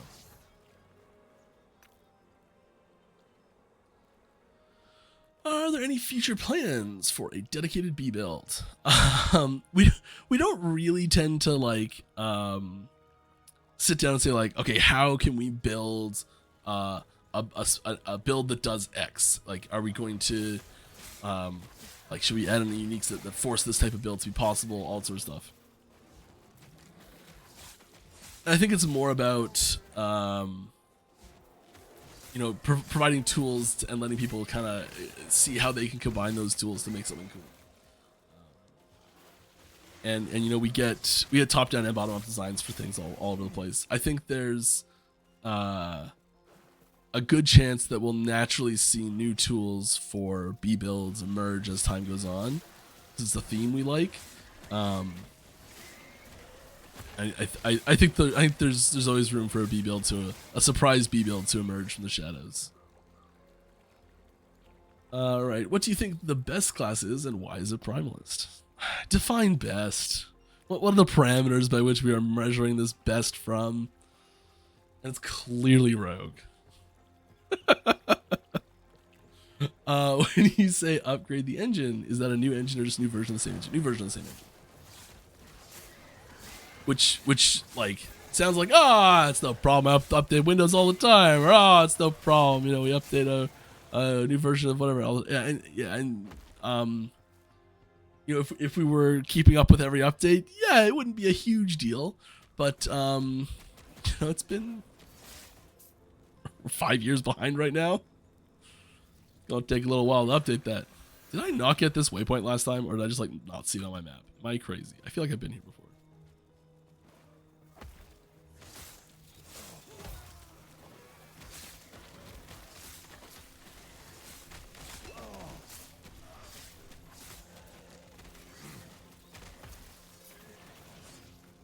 That was too close. Are you going to add a Dino Blade reference? Enemy in Ancient Era. There's a funny thing of, and a dude is actually making it into a game. Just from a funny Reddit idea. Sound familiar? It does sound familiar. It sounds very familiar. I maybe I won't be personally. Someone else might. Will the engine upgrade change the walking animations, especially the moonwalking? No, that's got nothing to do with the engine. I think what you're referring to probably is if you hold the mouse cursor very close to your feet, you can have it still face forward but walk backwards. Like, really try to make it happen.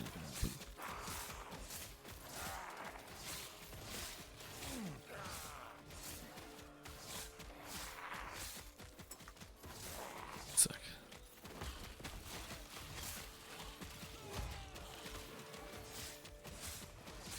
Come on. Thank you. Okay, let's try moonwalking. Here we go.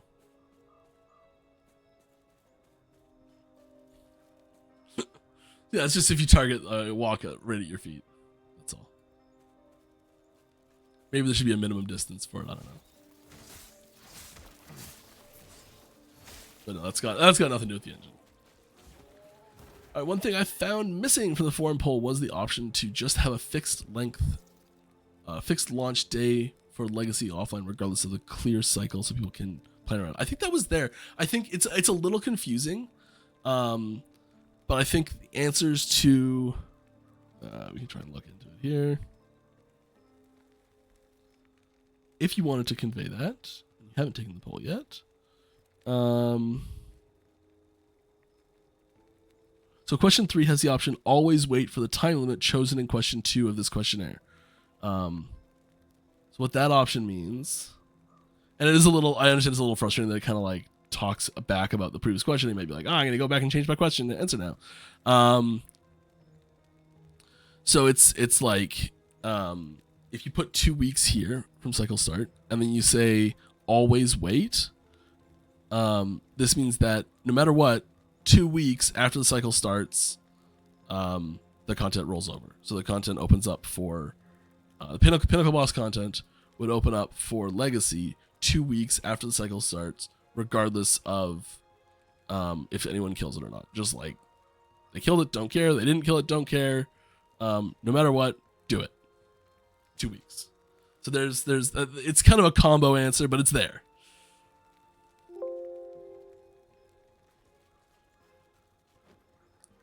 If that's not what you're talking about, please let me know.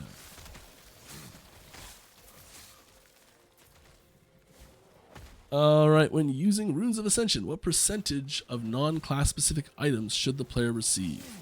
80.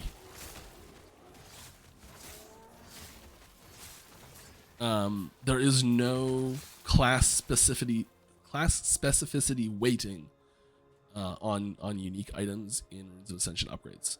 So what does this mean?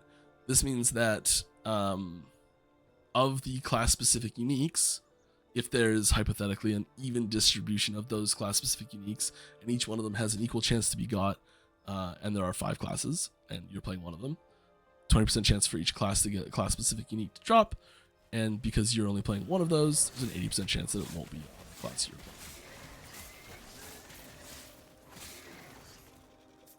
And I am realizing, as I said this, that the math's horribly wrong. It's not 80% because there's chance of you getting a class-specific unique is not 100%, so it's not 80%. But you will, if you get a class-specific unique, more often than not, it will be for a different class.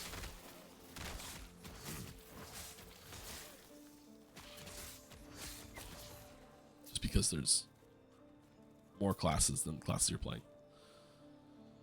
All right.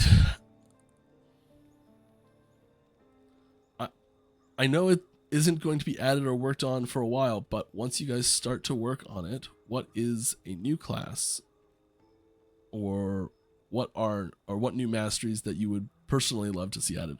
This is the problem. So I'm not going to give you specifics. I'm not going to give you specifics because I do know what some of the first classes are going to be, and they are the ones that I want to do in some cases. I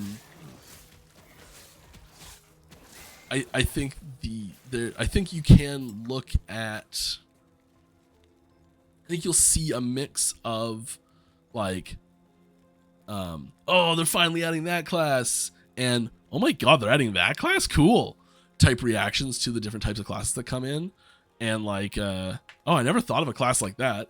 You know, I think there's going to be that sort of that spectrum that I hope you've come to expect from us. I'd really like to see. I'd really like to target new like playstyle archetypes and thematic archetypes that we just don't have. I think there's some really obvious gaps in those. I'd probably be targeting specific weapon types as like thematic touchstones, but not exclusivities for new classes. You know, like go through other games and other RPGs and look at class archetypes that we don't have right now. And those are all the games we grew up playing and that we love and that we tend to draw inspiration from a lot just naturally because it's what we grew up playing. and you'll probably get a decent picture of some of the themes, at least, and playstyles that we're looking to integrate.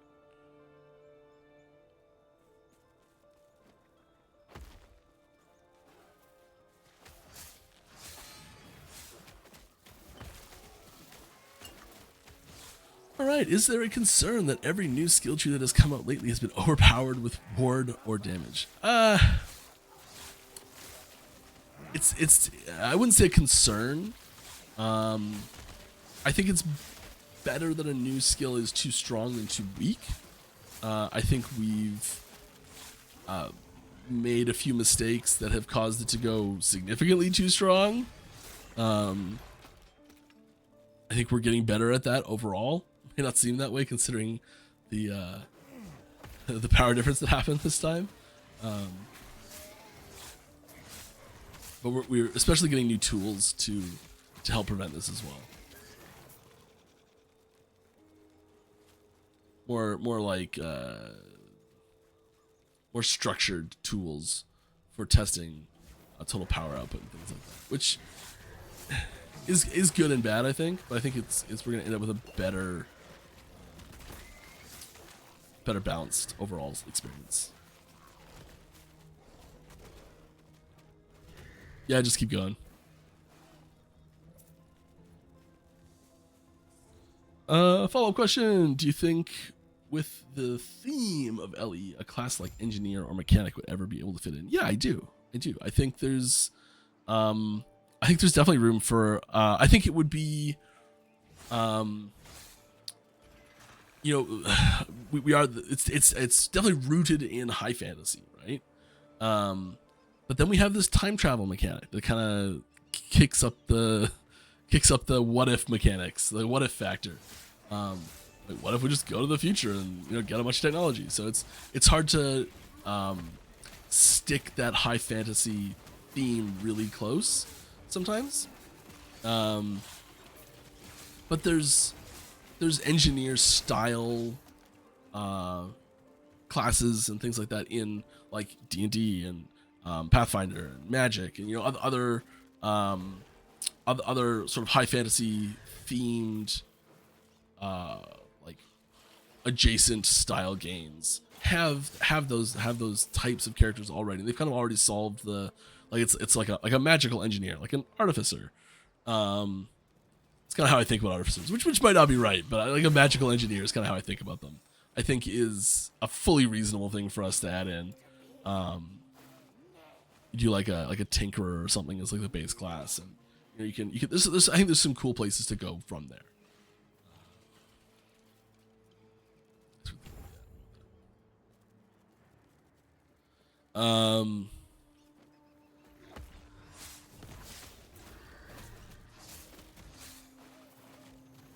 I think you also get some level of sort of like engineer feels a little bit in other ways too. I think ForgeGuard kind of touches on some of the themes that an engineer I would look at a little bit. I think one of the first abilities you'd add in with a magical engineer class would be basically manifest armor.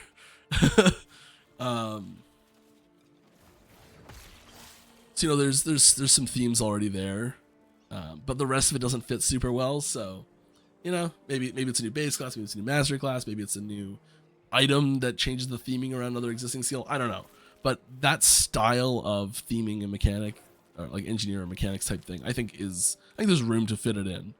I have no idea where it would go though. All right, any thoughts on why Puncture Trap with a bow doesn't just consume Jade Arrow stacks? Reads like it should, but doesn't. I'd have to go look. I assume because it is actually a throwing ability, and Jade Arrow only affects bow attacks and does not affect throwing abilities. Is probably what that is.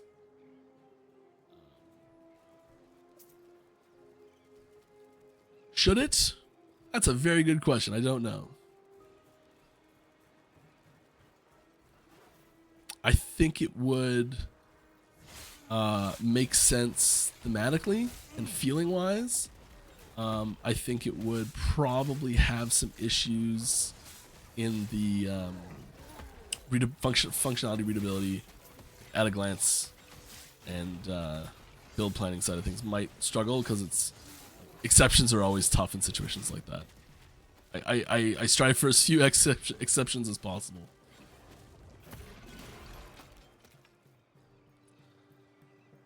Okay, a lot of people want FCRM nerfs. Do you think ward nerfs will affect other forms of RM as hard? I think that whatever build can generate the most ward will have the most impact on a ward nerf. Or a ward nerf will have the biggest impact on whichever build can generate the most ward. I think that statement is kind of a say nothing statement. Can I add any more info? I don't think so. I mean, just naturally, like if we do something to make, like if we nerf ward as a mechanic as a whole, like whichever. Okay, this is not what we're doing, but hypothetically, if we were to make, you take double damage from ward. So like, if you're gonna take 100 damage, but you've got 1,000 ward, instead you take 200 ward damage. We're not doing that, but hypothetically, if we did that, it doesn't really matter. Like that nerfs ward as a mechanic as a whole, and it's just whoever has the most ward, the most reliance on ward as a defensive mechanic that affects the most, right?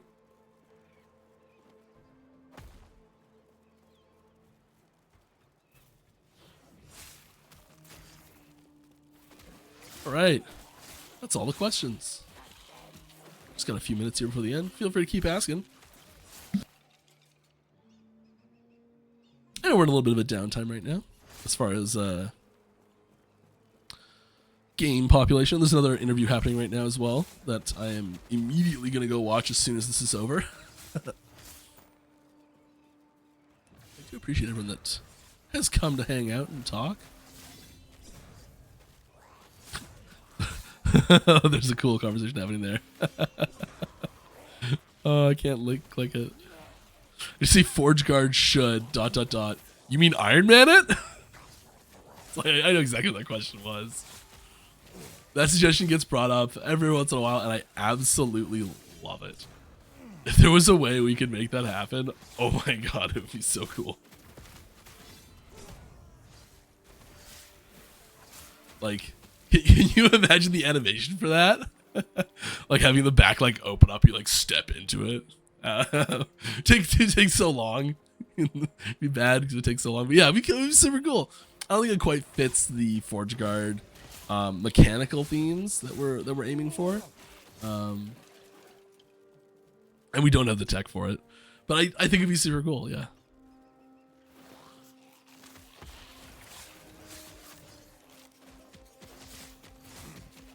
I can just grab these from chat, by the way.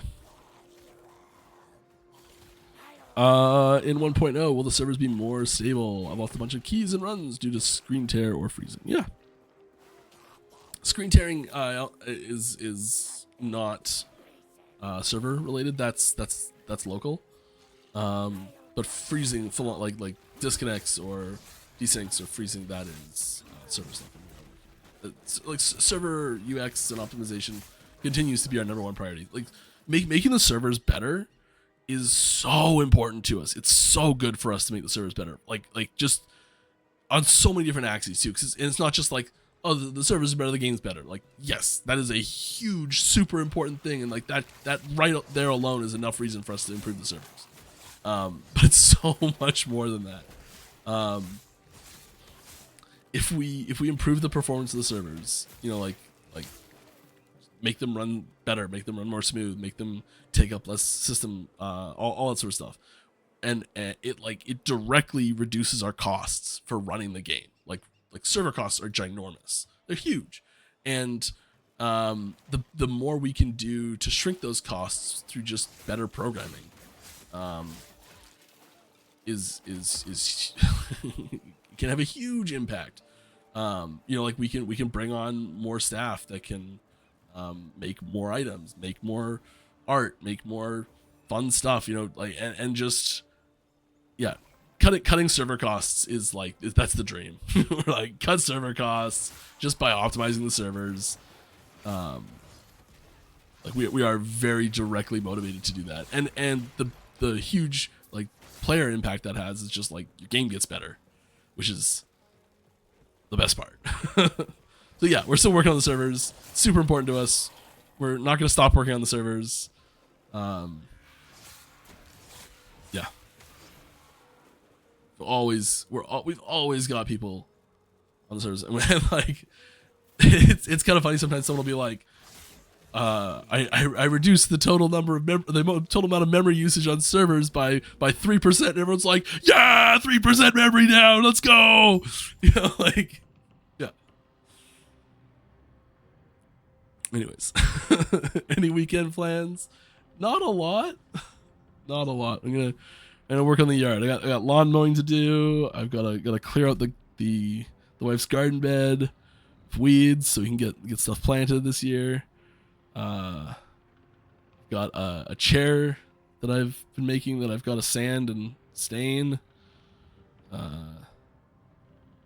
Yeah. Housework stuff.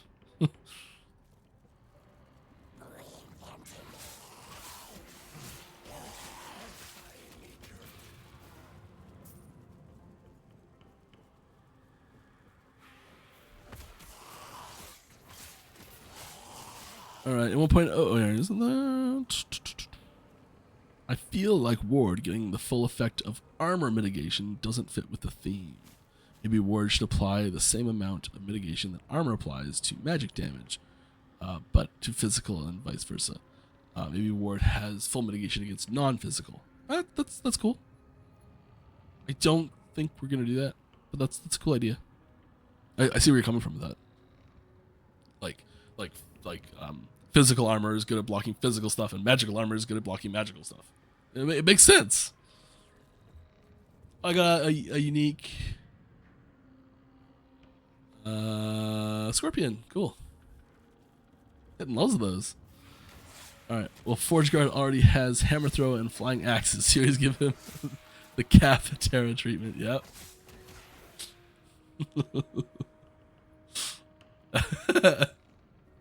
Captain Eterra. It's pretty funny. I'd be lying if there wasn't a bunch of Marvel Heroes fans on the team.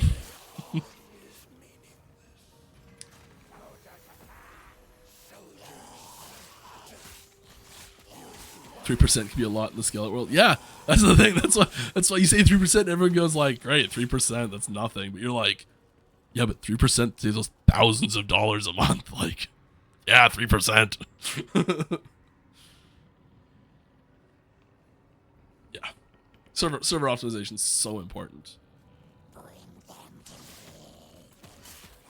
If you here's my one piece. People ask me for advice all the time about like getting into like game development industries and that sort of stuff, and you know, like finding a job working on a game like as a dream job, all sort of awesome stuff, which is super cool that people ask me questions about it. But anyways, if you want to make yourself the man or woman or person, just you want to be the go-to person for who is needed on game development projects more than anyone else, go become a network engineer.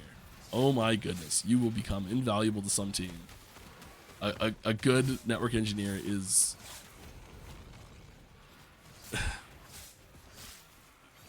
so important. Like, if you want to get involved with it, go become an awesome network engineer, and you will have people banging down your door to offer you a job. Oh, and with that, it's time to end. I had fun. I hope you did too. I'm gonna keep doing these as long as you guys keep enjoying them. Oh, that's not how you turn that off. Okay, we'll do that later. We'll see. I'll be back same time, same place next week. If you have any questions in the meantime, please feel free to head on over to our Discord. There's an Last Epoch channel. I'm happy to answer questions there. Also look in Reddit and all sorts of places, trying to do what we can.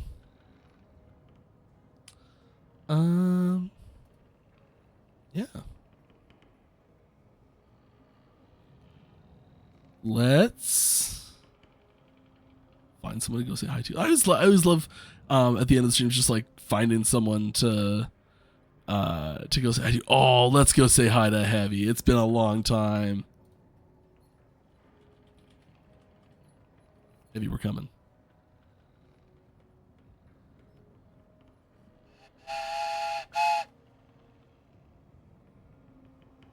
All right.